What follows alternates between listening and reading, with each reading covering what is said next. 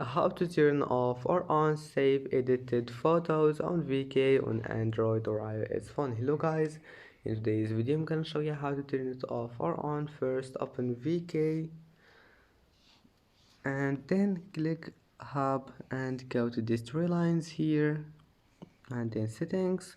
Now go to app settings. After that, scroll down until you find save edited photos, and that's it. You can turn it off or on. It's easy, just by one click you can turn it off or on. And now just go back, it will be saved.